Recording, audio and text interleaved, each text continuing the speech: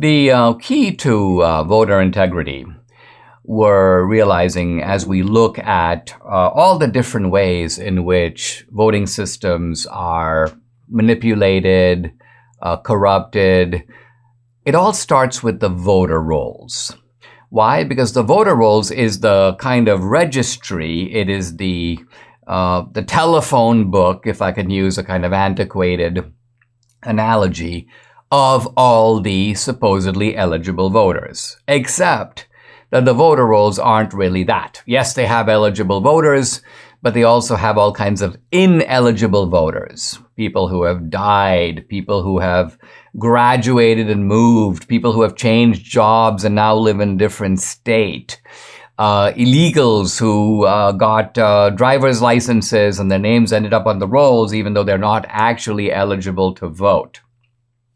And these voter rolls, swollen, inaccurate, are often the basis of sending mail-out ballots. So mail-out ballots are sent not to living persons who are eligible to vote, but to names. And in many cases, you have to admit, phantom names. And when I say phantom names, they do not correspond with an eligible voter. They may be the name of a real person, except he died 3 years ago. Or they may be the name of a real person, but that guy no longer lives in Arizona.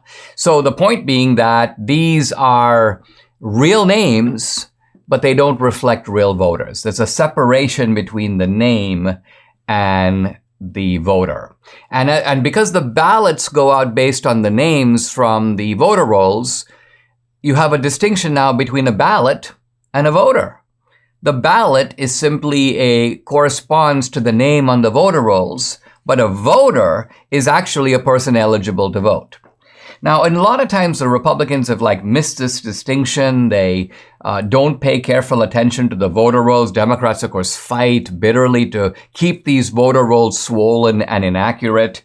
In fact, they have a whole system called ERIC, E-R-I-C, which, although it pretends to be protecting the safety and cleaning up the voter rolls, it's in fact doing the opposite. It is staffed by leftist activists, and what ERIC really does is it is a system of ensuring that the voter rolls stay the way the Democrats kind of want them to stay. Now, Republicans are waking up to this. Republicans are mobilizing, but only in some places. Most effectively, by the way, in Wisconsin.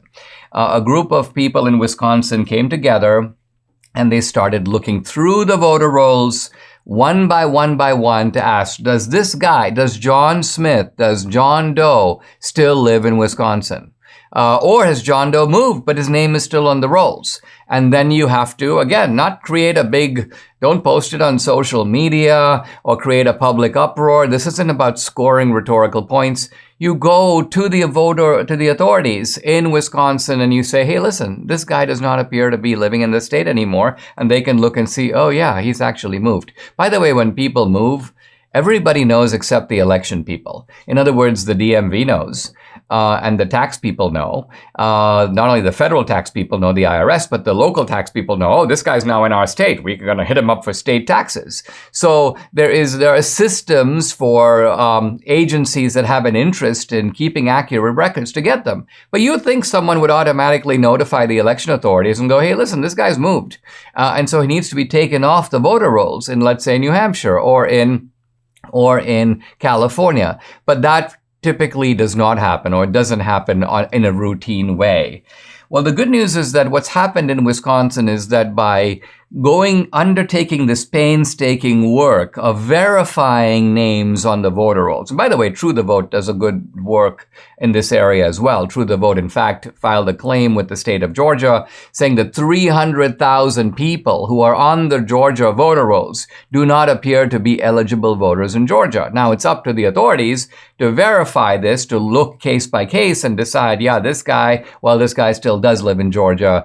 And so, in other words, there needs to be a systematic process, but the systematic process is driven by citizen activism. And this is actually where you and I can play a role, because it takes a little bit of education for us to become knowledgeable about all this. But once we do, and in an organized fashion, if we come together, we can start looking at these voter rolls in the different states, begin to make sure that the people who are on those rolls deserve to be there, because particularly in swing states, Georgia, Arizona, even Nevada, of course, Wisconsin, this can actually make the difference in a close election.